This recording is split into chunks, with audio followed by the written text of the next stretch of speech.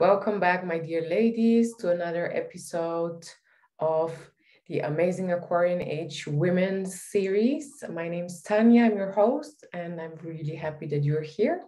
Today, I invited Kat in London. Hi, Kat. Hi. Welcome. Nice to have you here, Kat. You are an artist, a writer, an author, and many more things. Thank you so much. It's a pleasure to be here. Thank you for having me. You're welcome. So the reason why I invited Kat is that we connected through a group of the Syncretism Society. It's a forum, and in there we sometimes also discuss topics about femininity, masculinity, and the whole thing that's going on in the world now, yeah, with these gender roles and what's happening where the woman or the feminine is being repressed or even removed. And that's how I got to know Kat, and we're going to speak about these topics today. I'm Yep. excited. Yeah, cool. Kat, you mentioned to me at the very beginning when we spoke that, in your opinion, the feminine has been removed from the creation narrative, right? And in Yes. a blog post, you write blog posts. You described that we're even held back from knowing our true identity. So not only have we been removed completely, we're held back to know what's happening. Can you elaborate a little bit about that? Sure. Yeah, absolutely. Yes, I believe that the divine sacred feminine principle has been completely removed from the creation narrative. We're led to believe that God is male and that the authoritative figure is always male, and there's no room or acknowledgement of the female principle or its role in the creation narrative. So, really, it's the other way around. You know, who gives birth in any species on planet Earth? Mother Nature is called mother, it's not called father. It's about abundance, reproduction, and flourishing in that way. And there's a gentleness and a subtleness that's attached to another realm. There's another realm of understanding, of knowing, of being in this world that is not accessible if you remove the divine sacred feminine from the narrative of creation. People don't get to know that aspect of themselves within themselves. And the whole point of having a connection with the divine sacred feminine is that it's a spiritual connection. It's a spiritual, invisible connection with the inner being, a non physical aspect of our existence, because we are not just bodies in the world of physicality, we're also non physical, embodied as physical. So we have an avatar. So women are basically direct extensions of source energy, just the same as men, who are also direct extensions of source energy, but we have different avatars. So these avatars define a level of experiential knowledge that we gain on a journey on the earth plane, and our avatars are complementary. We are greater together, cooperating, than we are individually separate. And it's about the cooperation, the dance of union that seems to have been lost. So if you remove one of the twins from the twins of creation, you know, the whole DNA spiral falls apart, basically. So you can't have one without the other. You know, the pillars of the temple, the temple falls down. You need these pillars. They're equal. Um, Yeah. in source energy is equal. You know, people often define themselves through their bodies, and a lot of men assume power over women through the physical realm, but that is denying their own divine sacred feminine. Is how you treat the female principle in your life is how you treat an aspect of your inner self, because everything outside is a reflection of what's inside. So the real universe is within ourselves, so we have the power within. And I think connecting with the divine sacred feminine is really just taking time to be with one's inner self.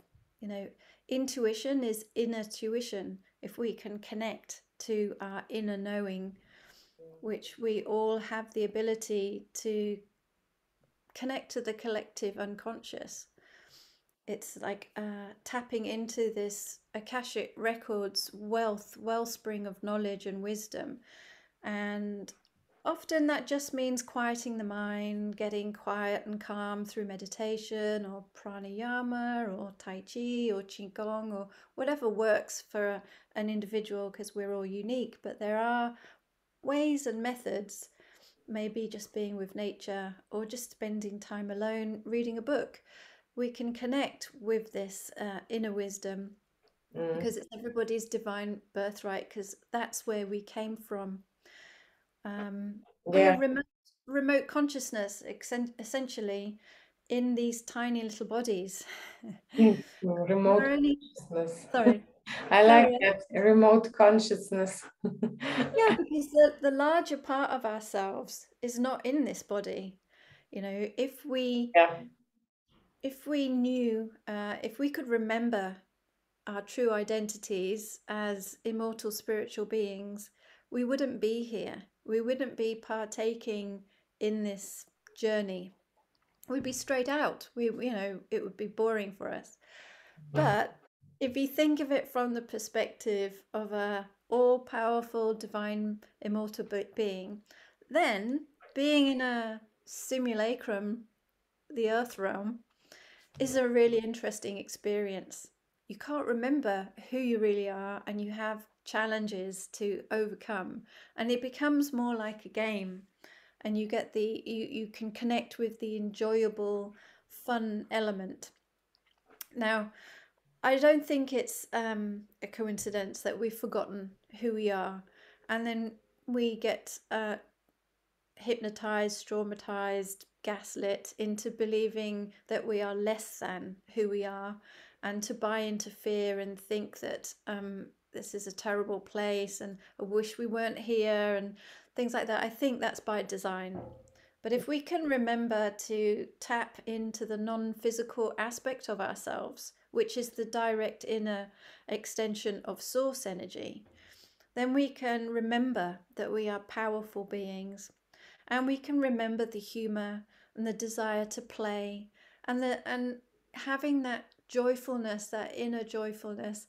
That's what connects us, I think, to the divine sacred feminine, because the divine sacred feminine is all about cooperation and harmony, and there's another realm of existing and understanding, of knowing and being, that seems to be, it's a subtler realm, slightly finer resonance. And yeah, when you were saying we're here to play, that's a more feminine trait, right? Or reading a book and connecting to our intuition again, to our inside. It's a feminine trait. Intuition, definitely. Yeah. There's an author, I have it in a book in the other room, on numerology, and if you like I can forward it later.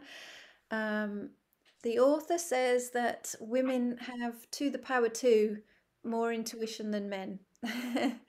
So women have this subtle ability to tune into, maybe through emotions and empathy, being able to intuit other people's feelings, thinking ahead, compassion. And it's just a natural ability, but it's not something that men can't do. They can do it, and they do it all the time, every day. and it's something that just needs to be cultivated, I think, and encouraged and celebrated, because we are not just our bodies. We are more than our bodies. We are so much more than our bodies or our jobs or our lifestyle. You know, we are these magnificent, powerful, infinite beings. And if we knew our own power, we wouldn't be in this situation that we're in at the moment, with the powers that be wanting to suppress and manipulate us through the media. Mm. So we Yeah. would see through the illusions straight away. But there's this innocence about humans. And this is what connects with the playfulness, I think, because there is a need for a human being to go to sleep and to dream. And these are innocent qualities. You know, Mother Nature has innocence. You know, all animals also go to sleep. And this is part of what it means to be human. And if we can connect to that innocence and that vulnerability and honor it as a valuable part of the process, it's not about something to be exploited, it's something to be valued. And So do you think that all these qualities that you just described, the playfulness connected to your intuition, the innocence, these make what the divine feminine is? well, those are just a few aspects, but there are aspects and qualities that are denied or underplayed or downplayed in society as maybe not great qualities to have, or silly, or but Jeff? the muse of inspiration needs us to be playful, to connect with our inner child, because it's the imagination. Engaging the imagination is a really valuable tool. That's where we harness our visualization techniques. And if we want to create a better future, we need to use our powers of visualization through affirmations to access that, to bring that into being, because a very large part of our reality is non-physical. You cannot see it. And this is, most human beings' downfall, is that they always need visual proof. If I can't see it, I don't believe it. But you have to feel it, the emotions and the beliefs and the thoughts and the intentions. These are very powerful electromagnetic charges. It's a sine wave, it's energy. All energy is a sine wave. And strong emotions have a powerful charge. So now, let's rewind that. That's the emotions. Our strong emotions are calling forth, they're summoning our now reality at any given point in time, regardless of what we are putting out there, because we might not be aware of what we're thinking or feeling, or what our most frequent point of focus is returning to. It can be like on autopilot or part of our subconscious. But reclaiming the divine sacred feminine is about becoming aware of our most frequent point of focus. It's not being a victim of your emotions, it's observing them, understanding them, owning them, reclaiming them. And then we can change them, become the master of them. We cannot be victims, we can be empowered, we can respond instead of reacting. And this is what reclaiming the divine sacred feminine is. And then what kind of reality we are summoning forth is one that's desired rather than undesired. And the problem, if we're focusing on, maybe a bad relationship, or an unhappy childhood, or a job situation that went wrong, or a mortgage that didn't come through, or something, we use these as keyframes in our memory that we return to on a regular basis. So we need to switch up the keyframes that we return to on a regular basis. It's worth having a journal and highlighting all the good things that we would like to remember, as opposed to, painful memories, because those are the natural ones that human beings gravitate, because they make an impact. But if we can switch and call in these pleasant things and use them to anchor our memories in what is wanted, we can call forth more desirable realities simply by honoring our intuition, utilizing, recycling good memories from the past, and to create really positive, useful keyframe moments in the present. Like the present moment is this really fertile happening. It's like we're planting seeds of consciousness all the time, and it's just, we can be planting seeds of unconsciousness or planting seeds of consciousness, and it's just a choice, really. Do we want to feel good? What do we want? What is wanted? Can we identify that? So do you think that all these examples that you just gave, like, what was it? Writing a journal, being in the present, these are tools that help us to reclaim our feminine power, our femininity? Definitely, definitely, because we Mhm. become in control of where we're going to go, where we want to go. We're not dependent on a partner to get us there or somebody else's income. We can generate, we can have anything that we want, but because of the removal of the divine sacred feminine from the narrative of creation, and through movies portraying women as weak and silly and helpless and emotional and hysterical and, oh, I can't do this, oh, help me, you know, we've got a reverse polarity of who the female really is. You know, in reality, the female is the most strong, emotionally strong, physically strong. I mean, a man could not tolerate the pain of giving birth.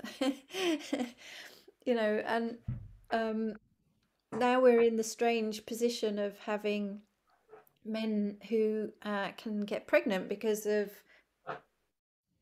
gender reassignment and different pronouns, and if you identify as one thing, you become that thing now. So all of the polarities are becoming reversed and mixed up, and what the role of woman was is no longer today. So What was it and what is it today, in your opinion? If you want to make a short list. Well, I don't think it's been portrayed accurately. So, you know, I think that, you know, the Sophia and the Christos is what I call it. So the Sophia is from the Gnostic word term for wisdom, from philosophy. It was philo plus Sophia, and the Sophia was the wisdom component. And that's a non-physical element of energy. And then the Christos is the method or the form that the wisdom takes. So the Sophia, the wisdom, is the first principle, and the Christos is the second principle that embodies the wisdom. It's like the lightning and the thunder. So you've got the flash of lightning that's really, really fast and instant, and then 10 seconds later you've got the sound, the rumble, but it's after, because sound is slower. But they're the same thing. They're both energy and sine waves, and in two different forms. So if you think of the, explain it as the masculine gives the form, the container, and the feminine comes and inhabits it. yeah, it's like it's cooperation. Yeah, it's like an unspoken bond of union, really, because one cannot survive without the other. If you've got the container without the substance, it's soulless and empty, and there's no purpose to it. Yeah. There's no evolution or expansion or growth. Yeah. Exactly. Yeah. Mm-hmm. So Yeah. carry on. How do you think we can live more through our feminine essence today? Because we're obviously all running around being containers and nobody is inhabiting it. How can we inhabit our feminine essence more as women today? Well, I think that there's lots of things we can do, but maybe engaging in activities that enable us to have a whole-minded approach. So we're engaging the right hemisphere of our brain so that we can make heart-supported choices. You know, you've got a heart brain and a gut brain, as well as the two hemispheres of the known brain, but we're only using 10% of the left hemisphere. So the right brain, the right hemisphere is, as most people know, is more sensory. It's undefined. And then the left brain is the one that defines everything, categorizes everything, you know, adds a label. But if you're left brain dominant or over dominant to the exclusion of the right brain, this inner dialogue can just become out of control. It can become very hypercritical, even tyrannical, and a self-judgment process can start to occur where one's inner voice starts to put oneself down, one's never good enough, one's full of doubt. So in order to develop confidence, we need to develop self-love. And self-love is a divine, sacred, feminine concept because it's an inner quality. So if we can start to turn our inner narrative into our inner best friend, a friend that's offering us support and compassion, that's not belittling us or putting us down, we can build self-love and we can build confidence. It doesn't mean we're not going to get scared or feel challenged. It just means that we'll feel the fear and do it anyway.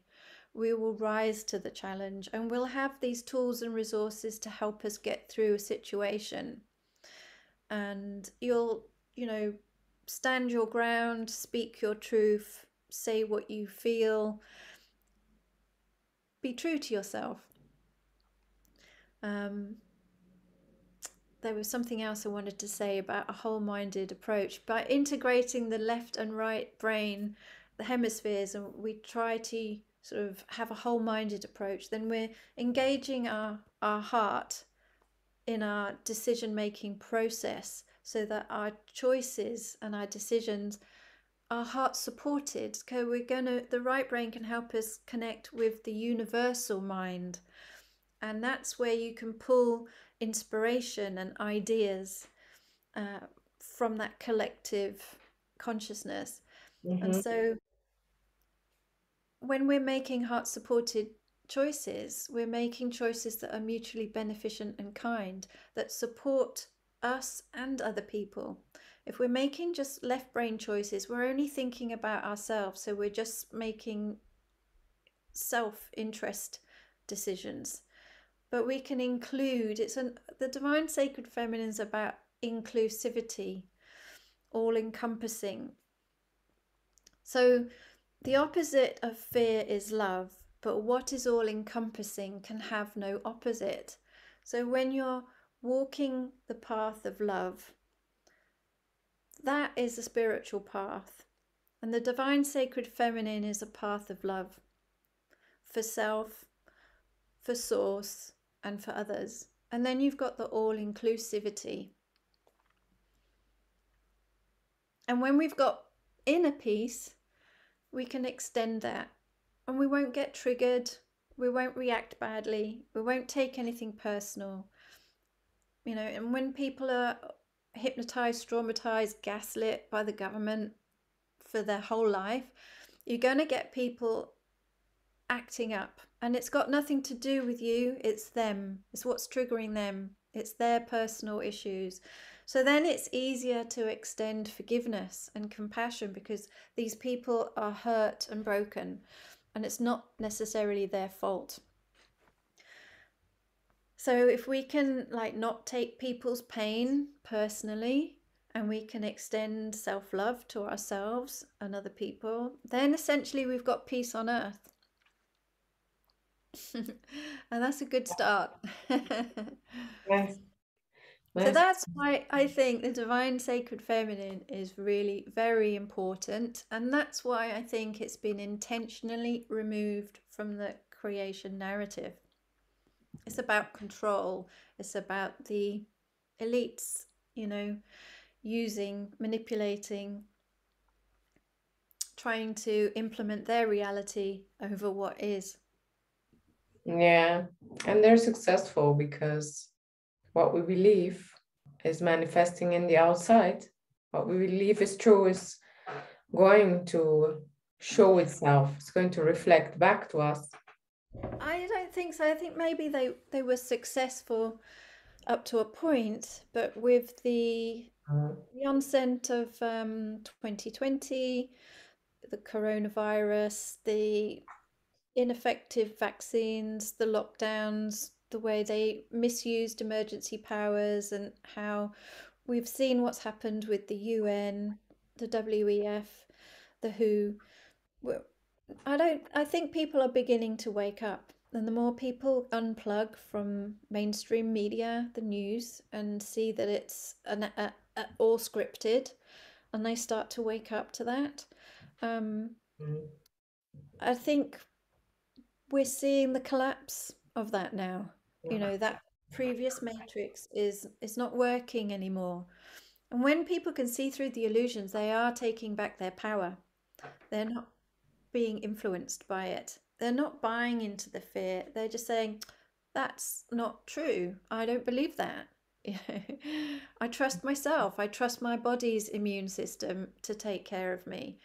I don't need to give my power away to an outside authority. Um, And how do you think this is linked to the rise of the divine feminine? What's because you're happening now? The trusting breakaway of the old? yeah, because you're trusting your inner knowing. I Mhm, think, mhm, before people were giving their power away to doctors, to educational establishments, to institutions to get jobs, instead of being our own bosses, making our own choices for ourselves, we would force ourselves to be in situations we didn't like because we believed we needed that. We needed the money. In order to have the money, we needed to play the game. And in order to play the game, we had to do this 9 to 5. We had to have a salary, get promotions, have a mortgage, buy a house.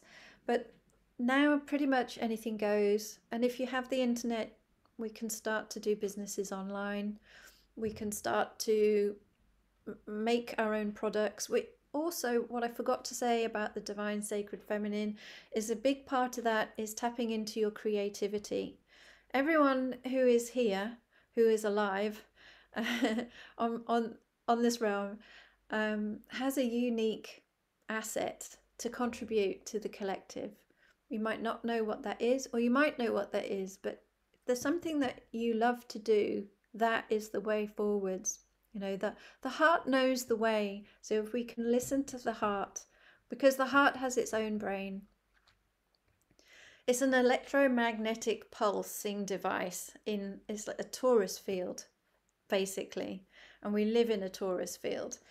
So our thoughts and feelings and beliefs and intentions are all magnetic. They're energy, which has a sine wave. So what we need to do is to start aligning with our heart, what gives us joy, and then the universe will reflect that back to us. We have to start with the invisible and connect with the feelings that you can't see, the feelings of love, the feelings of joy. Start to think, what do I really want? What will bring me joy? What do I love to do? What will make me happy? And start to fantasize about that.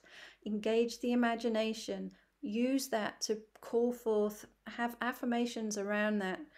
These are our creative powers, our God-given creative powers. I think maybe, the sense of play is also reclaiming access to the inner child. You know, and this innocence of the inner child could just play imaginary friends and have conversations with them like they were real, you know. So it's reclaiming that aspect, because this is what summons forth our new, improved now reality, and individuals as a collective, awakened individuals as a collective, who are fully in touch with their divine sacred feminine and their direct extension of source energy as their inner being. These are the people that are going to influence the collective conscious together, empowered people together. And you only need like 17% of awakened people to positively influence the rest of the population. So as long as there are some people doing this who take it seriously and are committed, then success is guaranteed. Amen. Yeah,